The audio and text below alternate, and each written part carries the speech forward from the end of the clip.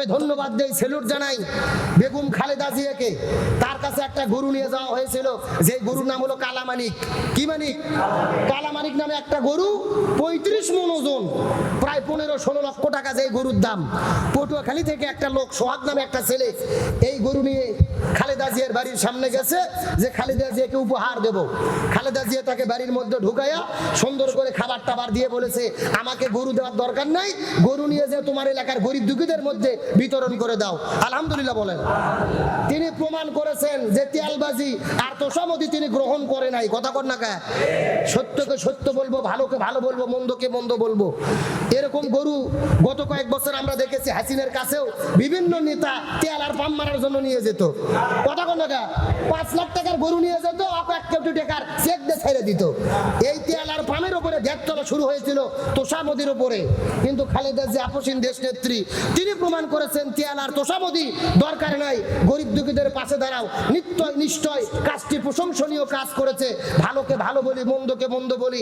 তেল আর পামের রাজনীতি, তোষামতের রাজনীতি বাংলাদেশে বন্ধ করতে হবে।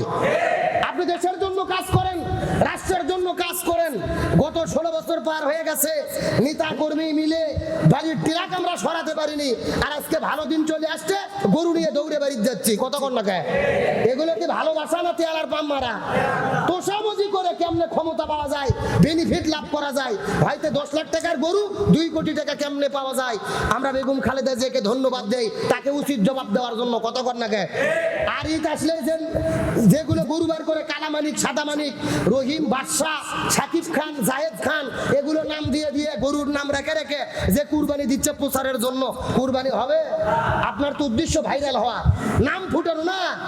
আপনি 1 লক্ষ টাকার কুরবানি দিয়েছেন, আপনার মনের মধ্যে এই জিনিসটা মনে হয় যে আল্লাহ, আমি মানুষকে দেখানোর জন্য কুরবানি দিচ্ছি, কালামানিক দিয়ে কুরবানি দিলাম, পুরো এলাকা গলার মধ্যে মালা দিয়ে ঘুরলাম। আল্লাহকে দেখানোর, আল্লাহর সন্তুষ্টির জন্য নয়, মানুষকে দেখানোর জন্য কুরবানি দিয়েছেন 2 লক্ষ টাকা। আল্লাহ আপনার কুরবানি কবুল করবে না। আপনি 5,000 টাকা, 10,000 টাকা একটা খাসি, ভেড়া বা বকরি কুরবানি দিয়েছেন আল্লাহর সন্তুষ্টির জন্য, ওই 2 লাখ টাকার কুরবানি বাতিল হবে। এই 10,000 টাকার ছাগল কুরবানি আল্লাহর দরবারে প্রথম কবুল হবে। তার কারণে আল্লাহ তাআলা কি দেখবেন? লাইয়ানাল্লাহু লুহুমুহা ওয়ালা দিমাউহা ওয়ালাকিন ইয়ানালুহু তাকওয়া মিনকুম। আল্লাহ বলেন তোমাদের পশু দেখবো না, রক্ত চামড়া কিচ্ছু দেখবো না, আমি দেখবো যারা কুরবানি করতেছে ওই সমস্ত মানুষের কি অন্তর। জোরে বলেন, মানুষের কি? এজন্য কুরবানি করতে গেলে, ইবাদত করতে গেলে আগে অন্তর পরিষ্কার করতে হবে, অন্তর সাফ করতে হবে। আল্লাহ সহি নিয়তে আমাদের কুরবানি করার তৌফিক দান করুক, বলেন আমিন। আসুন, এখন আমরা যে কুরবানি করব, এই কুরবানির গোশতগুলো আমরা বন্টন করব কিভাবে?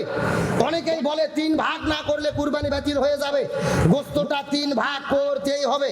আবার কেউ কেউ ফতোয়া দেয় কুরবানির গোশত 3 ভাগ করা কোরআন হাদিসে কোথাও নিয়ম নাই, কোরআন হাদিসে লেখা নাই কুরবানির গোশত 3 ভাগ করতে হবে না, মন চাইলে সব খেয়ে নেবে, মন চাইলে দিয়ে দেবে, 3 ভাগ করার দরকার নাই। এক দল বলতেছে 3 ভাগ না করলে কুরবানি বাতিল, আর এক দল বলতেছে ভাগ করার দরকার নাই, ইচ্ছা মতো খাও, কিছু দিয়ে দাও। আসলে কুরবানি গোশত বন্টনের সঠিক পদ্ধতি কি জানার দরকার আছে না নাই? গভীর মনোযোগ লক্ষ্য করুন। কুরবানির গোশত আমরা কিভাবে বন্টন করব? আমার বক্তব্য নয়, কোন মুফতি সাহেবের বক্তব্য নয়।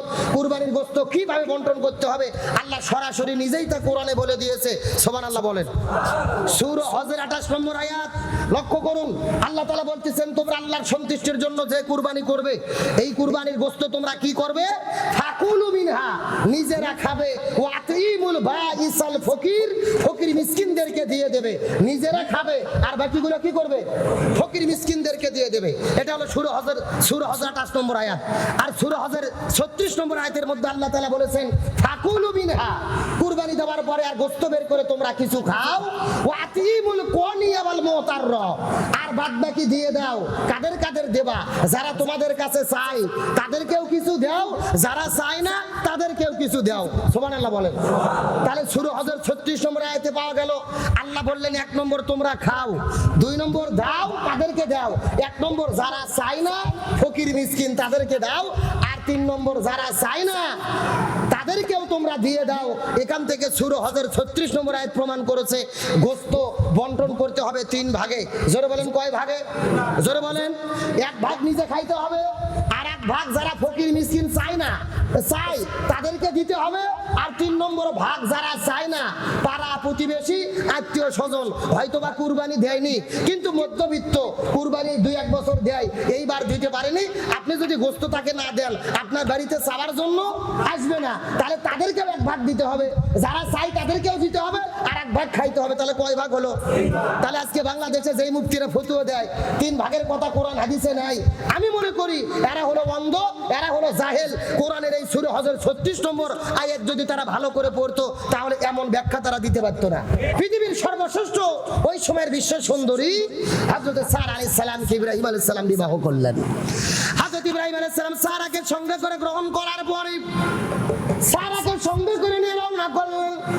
যাইতে যাইতে পথের ভেতরে এমন একটি এলাকার মধ্যে চলে গেছেন, ওই এলাকার জালেম বাদশা ইব্রাহিম আলাইহিস সালামকে গ্রেফতার করলেন, সারাকে গ্রেফতার করলেন। ওই জালেম বাদশার চরিত্রটা খারাপ ছিল। এলাকার ভেতরে সুন্দরী সুন্দরী মেয়েদেরকে দেখলে তাদের চরিতার্থ নষ্ট করত, তার সঙ্গে মেলামেশা করত, তাকে ধর্ষণ করে তার ইজ্জতকে নষ্ট করতেন। এই যে সারা আলাইহিস সালামকে গ্রেফতার করে নেওয়ার পরে ওই দেশের সৈন্যবাহিনী ওই জালেম বাদশার কাছে নিয়ে চলে গেলেন, ঘরের দরজা জানালা বন্ধ করে দিলেন, ইব্রাহিম আলাইহিস সালাম কোন ঘরের মধ্যে বন্দী করে রাখলেন। এই জালেম বাদশা আস্তে করে সারার কাছে যখন চলে যাবে, তার শরীরের মধ্যে যখন হাত দেওয়া শুরু করবে, হাতটা স্পর্শ করার আগে ওই হাতটা লুলো হয়ে গেল, আর নড়চড় করতে পারে না, হাতটা অবশ হয়ে গেল।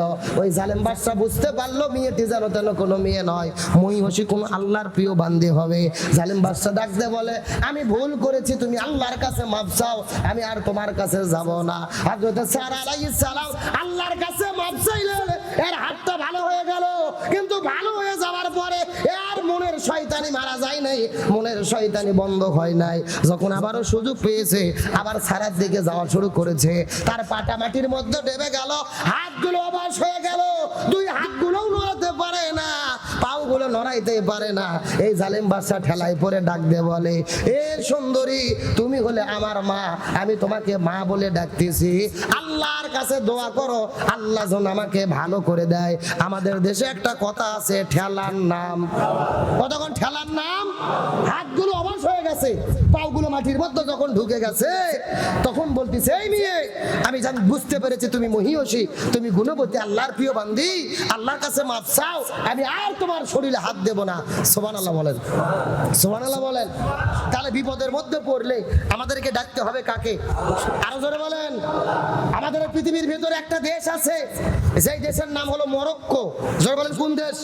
মুসলিম প্রধান দেশ মরক্কো। মরক্কো দেশের রাষ্ট্রপ্রধান, আজকে সেখানে ঈদ হচ্ছে, অথচ রাষ্ট্রীয়ভাবে সেখানে কুরবানিকে নিষিদ্ধ করা হয়েছে। বলা হয়েছে কোনো পশু কুরবানি করা যাবে না, যদি কেউ কুরবানি করে তাকে জরিমানা করা হবে, জেলে বন্দি করা হবে, শাস্তি দেওয়া হবে। কারণটা কি?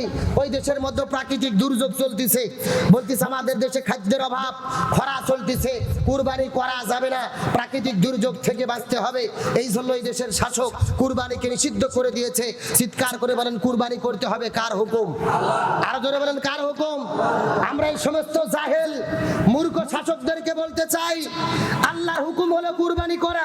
প্রাকৃতিক দুর্যোগ আর খরা চলতেছে, তোমাদের তো উচিত ছিল আরো বেশি বেশি কুরবানি করে আল্লাহকে ডাকা, আল্লাহ যেন খরা বন্ধ করে, প্রাকৃতিক দুর্যোগ বন্ধ করে, পরিবেশ ভালো করে। অথচ তোমরা আল্লাহর কাছে প্রার্থনা না করে আল্লাহর বিধান কুরবানিকে নিষিদ্ধ করে দিয়েছো।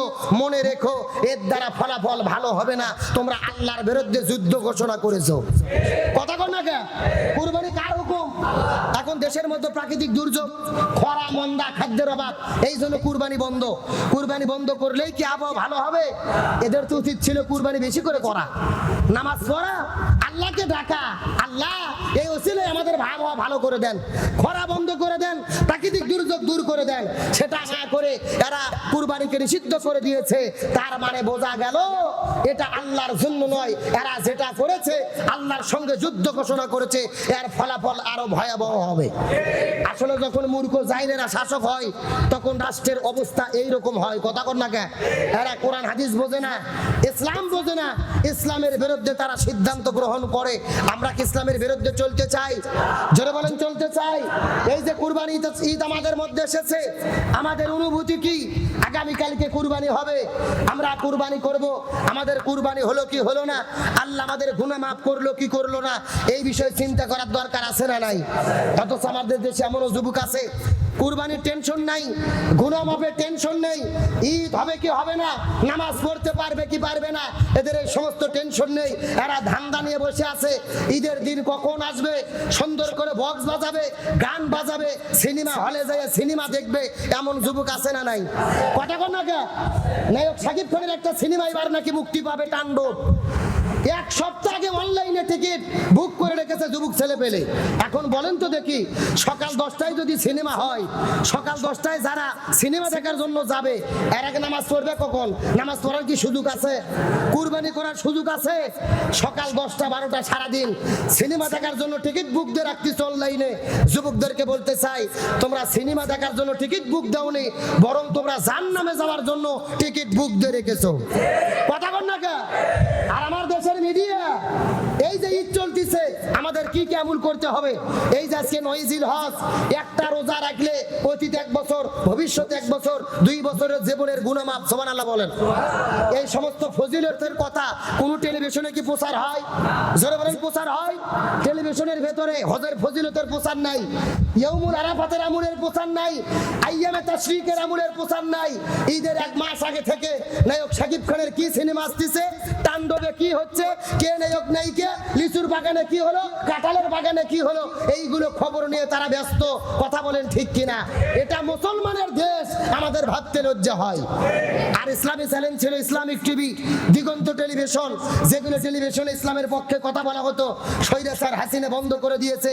হেফাজতের শাপলা চত্বরে যেদিন হত্যাকাণ্ড হলো, এখন পর্যন্ত এই টেলিভিশনগুলো চালু করা হয়নি। আমরা বর্তমান সরকারকে বলি, অনতি বিলম্বে দিগন্ত টিভি, ইসলামিক টিভি, পিস টিভিকে চালু করার ব্যবস্থা করতে হবে।